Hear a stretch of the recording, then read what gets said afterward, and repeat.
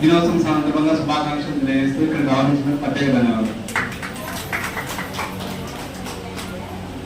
ఈ సమాజం మహిళలను ఏ విధంగా చూపించాలనుకుంటుందంటే, మహిళలు శాంతంగా ఉండాలి, నువ్వు అందంగా ఉండాలి, నీ చర్మం తెల్లగా మాత్రమే ఉండాలి, కాబట్టి నువ్వు ఇది మూసుకోవాలి, నువ్వు నగలు దిగేసుకోవాలి, నువ్వు గట్టిగా మాట్లాడకూడదు, నువ్వు గట్టిగా నడవకూడదు, నువ్వు రోడ్లపైకి రాకూడదు, నువ్వు 6 గంటల కల్లా ఇంటికి రావచ్చు, అదే మగపిల్లవాడైతే స్వేచ్ఛగా రాత్రి 12 అయినా తిరగవచ్చు అని ఒక కట్టుబాటులు అయితే కల్పించింది.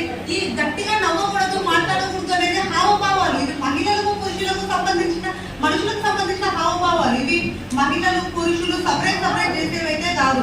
అలాగే అందంగా ఉండాలి, కేవలం నువ్వు నగలు దిగేసుకోవాలి, నువ్వు పట్టు చీరలు కట్టుకోవాలంటే ఏంటి? ఆల్రెడీ మేము అందంగా ఉన్నాము, we're already beautiful, what the hell is wrong. So అందం అంటే ఏంటి? మానవత్వం. ఈ నగలు తీసుకోవడం కేవలం మహిళలు మాత్రమే అందంగా ఉండాలి కాదు, నువ్వు ఏ విధంగా మనిషిగా ఈ సమాజంలో జీవిస్తున్నావు. మనిషితత్వం అంటే ఏంటి? మహిళలకు పురుషులకు సమానంగా ఉంటది. నువ్వు ఏ విధంగా మానవత్వంతో తోటి ఇతరుల మనుషుల పట్ల ఏ విధంగా మెలుగుతున్నావు అనేది మనిషితత్వం. కానీ నువ్వు అందంగా ఉండాలి, నువ్వు మహిళ కేవలం ఇంటికే పరిమితం కావాలని చిత్రీకరించడం బాధాకరం. అలాగే నిన్న ఒక సినిమా చూసాను, అమ్మోరు తల్లి, నయనతార నటించిన సినిమా. దాంట్లో మహిళ తన ఊహ తెలిసినప్పటి నుంచి వంటింటి పనికి మాత్రమే పరిమితమై ఉంటుంది.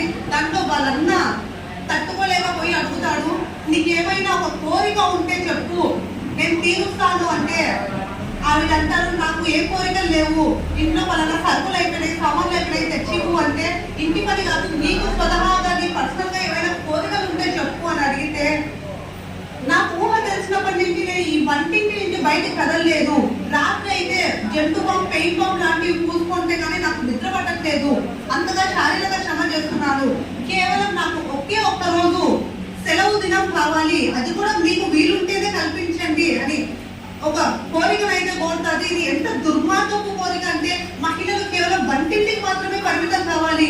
వాళ్ళ ఊహ తెలిసినప్పటి నుంచి ఆడపిల్ల ఎదిగిందంటే చాలు, నువ్వు ఎదిగినావు అని అనవసర కట్టుబాట్లు కల్పించి, నువ్వు ఎదిగినావు, నువ్వు తర్వాత పెళ్లికి సిద్ధమవ్వాలి, కాబట్టి వంటింట్లో పనులు మాత్రమే చేయాలి అనే ఒక దుర్మార్గపు కట్టుబాట్లను మహిళకు కల్పించినారు. మనం కూడా ఇంట్లో చూస్తూ ఉంటాం, మగపిల్లవాడు ఆడపిల్లవాడు అంటే ఆదివారం ఇంట్లో నాన్ వెజ్ చేస్తే మగపిల్లవాడు అని 4 ముక్కలు ఎక్కువ వేస్తాము.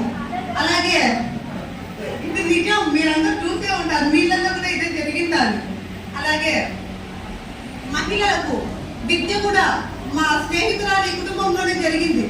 ఇద్దరు మగపిల్లవాడు ఆడపిల్లవాడు ఉంటే కార్పొరేట్ స్కూల్లో చదివించాలంటే 1,00,000 ఇయర్లీ ఫీజు అంటే, ఆడపిల్లకి ఎందుకు ఒక ఇంటికి ఇచ్చి ఆమె మగపిల్లవాడిని చదివించండి అని నేనే చూసా.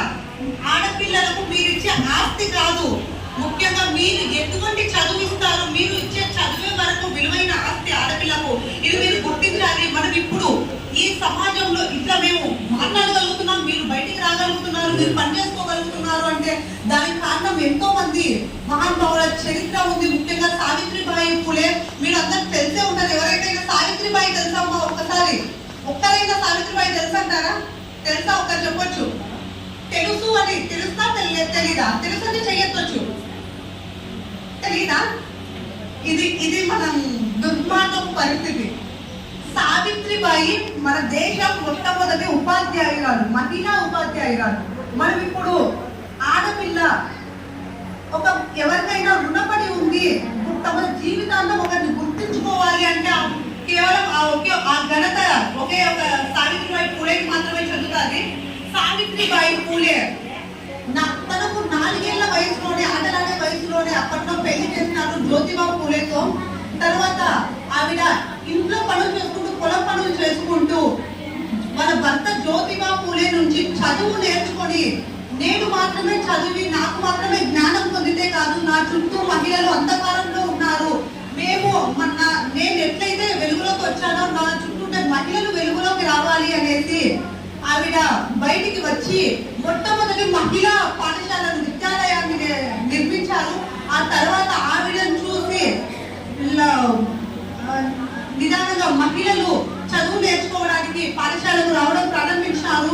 ఆ తర్వాత చుట్టూ చుట్టూండే సదరు మహిళలు, గ్రామస్తులు, నువ్వు ఒక మహిళవు రోడ్ల పైన అప్పట్లో మహిళలు కనీస అవసరాల కోసం వారి అవసరాల కోసం కూడా రోడ్లపైకి వచ్చే పరిస్థితి లేదు. కేవలం వాళ్ళు వంటింట్లో మాత్రమే పరిమితం కావాల్సిన రోజుల్లో రోడ్లపైకి వచ్చి తను చదువు నేర్చుకుని 10 మంది మహిళలకు చదువు చెప్పి మొట్టమొదటి మహిళా విద్యాలయాన్ని స్థాపించిన ఘనత సావిత్రిబాయి పూలే గారికి చెందింది. అలాగే అప్పట్లోనే మతాచారాలను, సంప్రదాయాలను ధిక్కరించి వాళ్ళ భర్త చనిపోతే భర్తకు చిట్టికి నిప్పంటించిన మొట్టమొదటి మహిళ సావిత్రిబాయి పూలే. ఇది కూడా మనం గొప్పగా చెప్పుకోవచ్చు. అలాగే సావిత్రిబాయి పూలే గురించి చెప్తే సాయంత్రమైనా సరిపోదు, ఎందుకంటే ఎన్నో గొప్ప సంస్కర్తలు చేసింది. భర్తలు చనిపోయిన విధవరాళ్లకు పురుడు పోసి, తన ఇంట్లోనే పురుడు పోసి ఆ పిల్లలను పెంచి పెద్ద చేసింది. అలాగే భయంకరమైన ప్లేగు వ్యాధి అలుముకున్నప్పుడు, కరువు సంభవించినప్పుడు తన చేతితో రోజు 2000 మందికి రొట్టెలు చేసి రోజు 2000 మందికి రొట్టెలు పంచేది. అలాగే భయంకరమైన ఒక ప్లేగు వ్యాధి సంభవించినప్పుడు ఆ రోగులకు సేవ చేసుకునే ఆవిడ మరణించింది.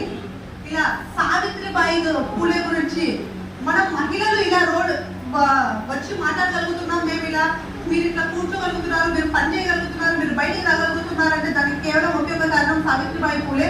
మనం సావిత్రిబాయి పూలే గురించి తెలియదని చెప్పడం దురదృష్టకరం, అందుకే నేను చెప్పాను. ముఖ్యంగా ఇక్కడికి స్టూడెంట్స్ వస్తారు అని మా నారాయణ చెప్పినారు. స్టూడెంట్స్ వస్తారని దాన్ని తెచ్చినారు, పర్లేదు, దాని వారి కారణాల వల్ల రాలేదు.